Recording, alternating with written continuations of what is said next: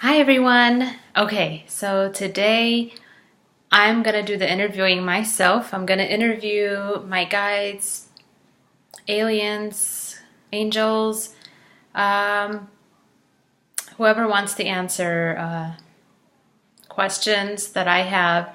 I also have questions from subscribers that have been emailed to me, and this subject matter it seems to be coming up a lot lately, not just for me, but for a lot of people. So I would like to delve into it and see what we get. So the topic, as you will see, the title of the video, are you the right, or is your partner the right match for you, or the best fit for you, however you wish to word it. So I'm gonna call on my guides. So give me 1 second.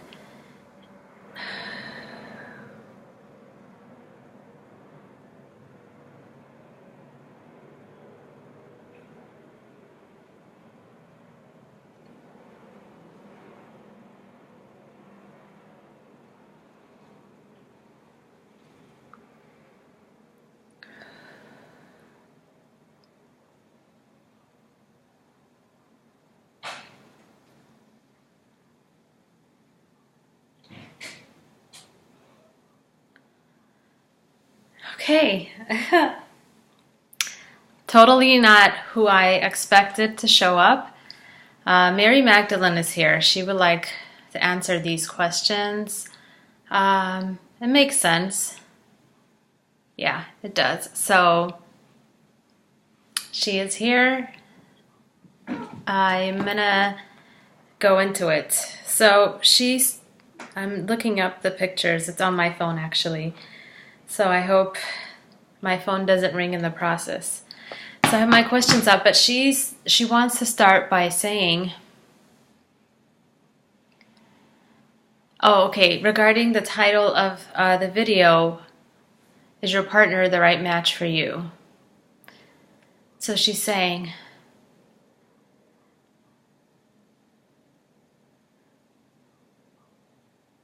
what you really want to say is, she's saying, are you the right vibrational match in your relationship? So that takes me to the first question. Okay, the first question is, what are vibrational levels? Okay, and she does not want to be mentioned, so I will not mention her name. Vibrational levels, okay. Asking Mary.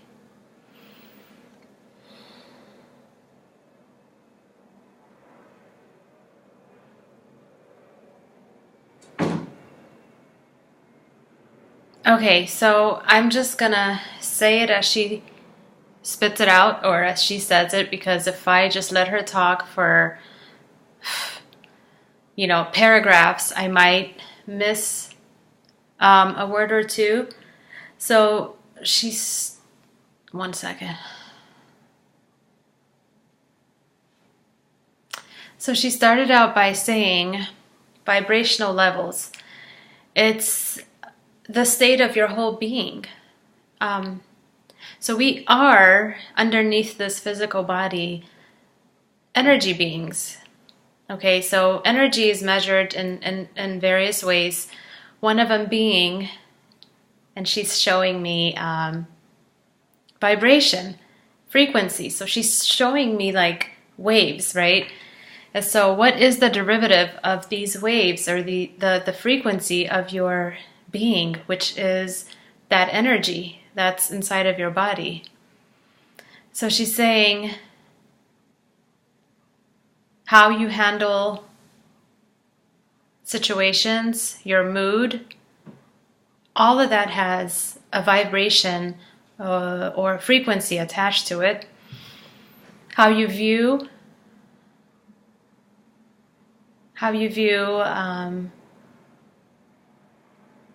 life,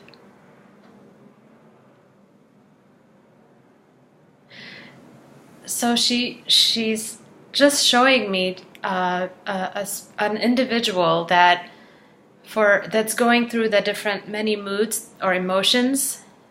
I think by moods she means emotions. Yeah. And so like she shows me like a happy person, and I see like them vibrating. The energy being within it is vibrating really high. So obviously happiness is a high vibrational emotion. And then she shows me a child playing with a dog or just animals for that matter. She's showing me that animals are already high vibrational, and then by just you being around them, part of that is like a transference. It comes to you. They bring out that joy in you. So either you can bring it up or others can bring it up within you to raise your vibration. Compassion, she's showing me caretakers showing compassion. It looks like a hospice sort of situation.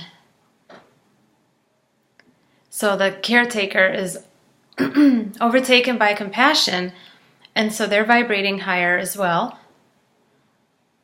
And then she's showing me now the lower vibrations, anger, very low frequency, higher waves is what I see. Sadness, depression, similar. Those waves are now far apart, vibrating lower and lower. Okay, so what she's showing are different types of vibrations, which could also be translated as levels. The levels would be like how fast you vibrate, I guess. So yeah, it's about the same. So I hope that answers your question. I'm gonna go into the next question. I'll go through like these questions and then I'll ask my own, I guess. So this is from Greta. Is it possible to meet more than one soulmate?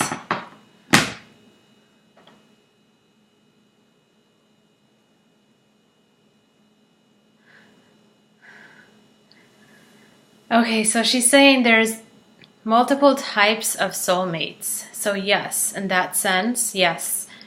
Your pets are your soulmates. It could be mother-daughter relationship. It could be parental. It could be best friends. It could be romantic. So those are the different types of soulmates. So what makes someone your soulmate, first of all, she's saying, is they are in your soul group. She's just showing me like a group of people vibrating similarly. So yeah, same soul groups have similar vibration. So like attracts like, and so they tend to stay together. Soulmates are birthed out of that, I guess you can say. And yes, if you're talking about the romantic sense, yes. Many of you have multiple soulmates, but you do not get a chance to meet them, excuse me, in a lifetime.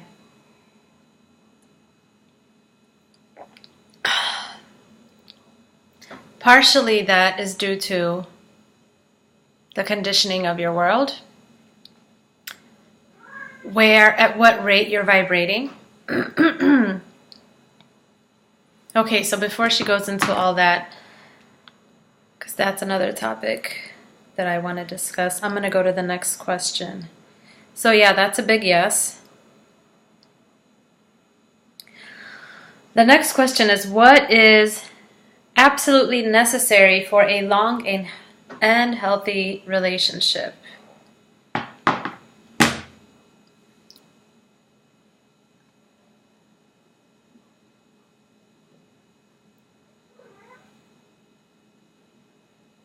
Okay, so She's saying, obviously, we've discussed vibrations. That's important. Because when you're vibrating at the same rate, you have an understanding and you're locked in. So communication is not going to be hard for you.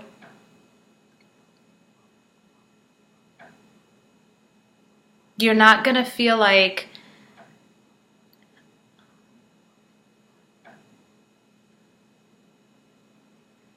I'm trying to relate this. Sometimes you feel like you're not on the same page as a couple. Like one is progressing, whether it's in life, way of thinking, whatever it is, at a faster rate than the other. So the separation is created. When you're vibrating similarly or at the same rate, that doesn't happen. You have a meeting of the minds. Self-love is huge. Yeah.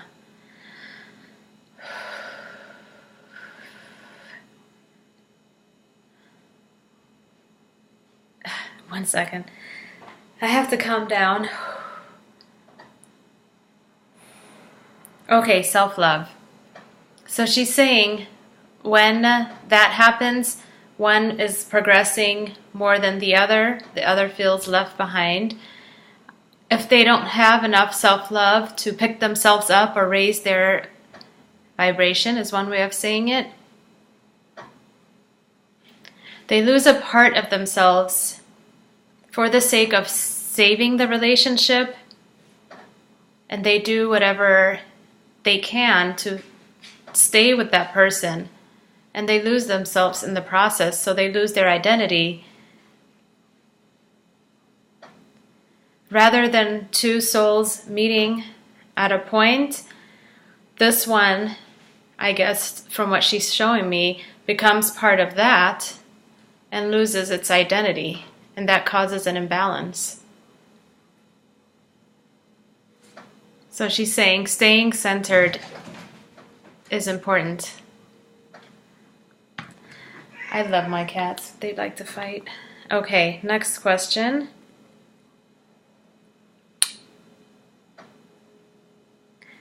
Ooh, okay, this is a good one. Is the concept of marriage made by man and church?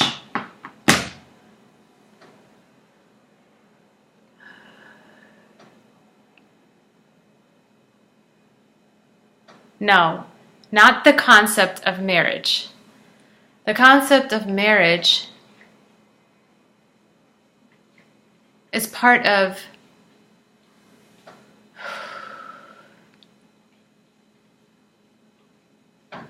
creation. Now, what's man-made and by church also is the stipulations that went into marriage. Marriage being between only a man and a woman.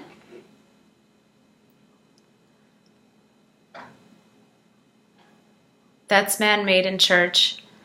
Marriage being with just one person for the rest of your life, even if you feel like it isn't working out and it's time to move on, you are influenced and shamed into staying. That's man-made in church and by church as well.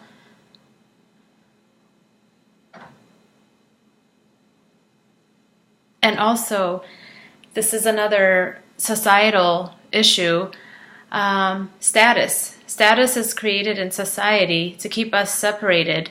And so some of us feel like rather than marrying for what you feel in your heart, we're marrying into families that we feel like will give us that status. And so therefore it's not a true marriage. Marriage in the truest sense is a meeting of two souls for many purposes. Procreation, yes, is part of it, but that's not a major player in this or component. It's also for healing the souls, missions. When two people come together in a marriage, they usually have a mission that they need to complete together.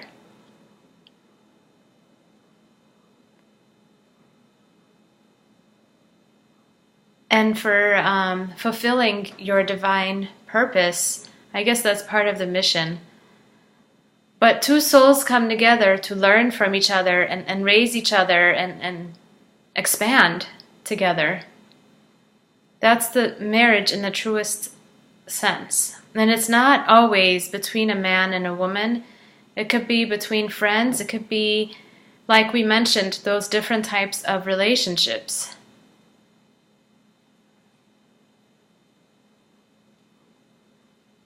And yes, you know, some of you have multiple soulmates. So one soulmate will come into your life to fulfill, you know, this part of your life up to this point. When you reach that growth point, you know it. You know it because you would feel like it's time to move on. There has to be something else for you out there. You would outgrow each other. So then you know there's another that's waiting for you to take you to the next place. And then some of you, of course, have just the one soulmate that you came here to meet and go through this journey with because you have missions together. Okay, so let's go to the next one. I hate that it signs me out. How to handle one-sided feelings from both perspectives, loving and not loved. Okay, so I think I understand this question. So she wants to know, what if you have feelings for someone and you feel like they're the one for you, but they are not reciprocating, or they don't feel the same way, but you feel this draw towards them? Okay, that's the question. She's smiling. So she's saying this has to do with your vibrational levels. If you're not vibrating at the same rate, then the other person that you feel drawn to is not going to be able to see you. She's saying see you. Not physically see you, but to see you in the way that you want to be seen. It's not to say that your feelings are not valid and that they are wrong. It's just that that person hasn't met you at that level yet.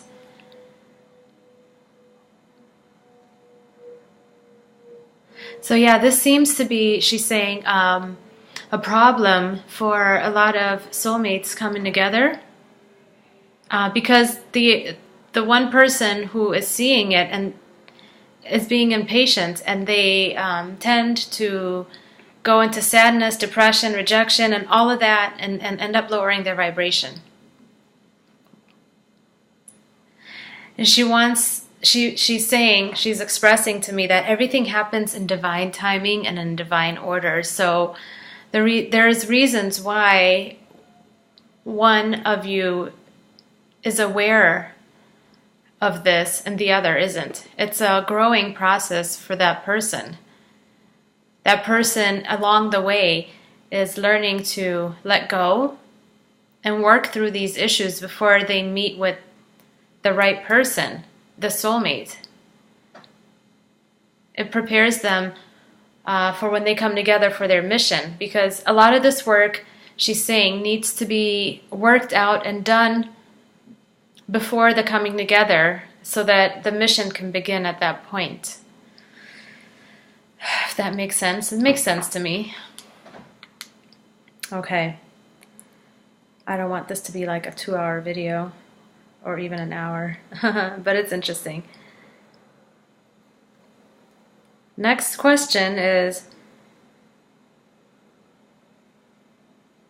that was the last question. Let's see if I have any questions.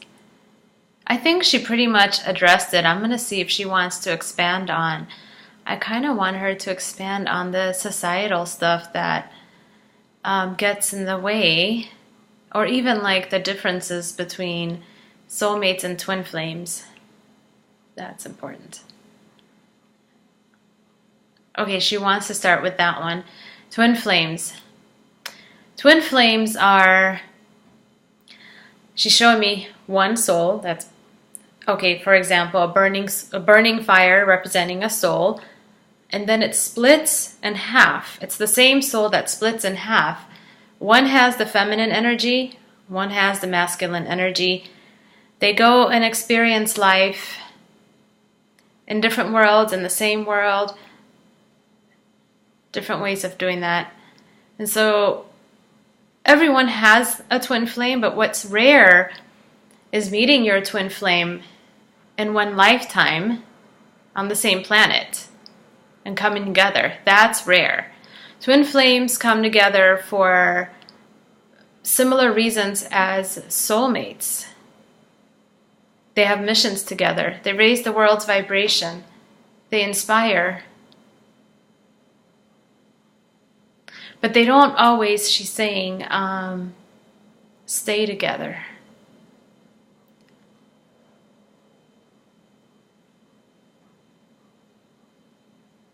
That's the difference between twin flames and soulmates. Soulmates, although they're not from the same soul, they are from the same soul group. Once they come together, it's almost like they must stay together, even if they, and this is possible, where in a soulmate relationship, one may, for whatever reason, lower their vibration or not vibrate at the same rate as the other, which is very, very common, which causes friction and problems. Either they can come together and heal each other if they're aware, or at times they even split up, but they always find a way to come back together. And I've seen these relationships before where you see a couple break up and get back together so many times, but they always stay together. Sometimes they even break up for, she's showing me, like years, but they never lose that connection or that love for each other, and they come back together. That's the difference. Twin flames, when they come together, it's high energy. It could be painful. It's a very intense, a much deeper relationship than a soulmate. And their purpose is the same, to guide each other, heal each other. But when they leave, it's very painful. And that's the difference. They may not come back together.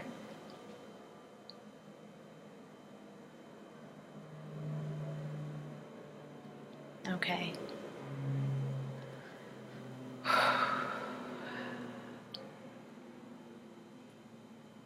I don't know if I have any more questions. I hope this helps you guys.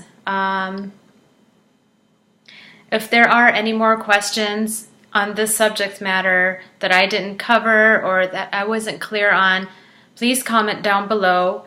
Or if there are any other topics you want me to discuss, or if you even want to do an interview with an alien, I'll leave my website down below and my email. You can email me also.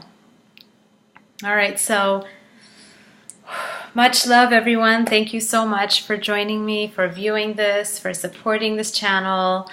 I'll see you on the next video. Blessings.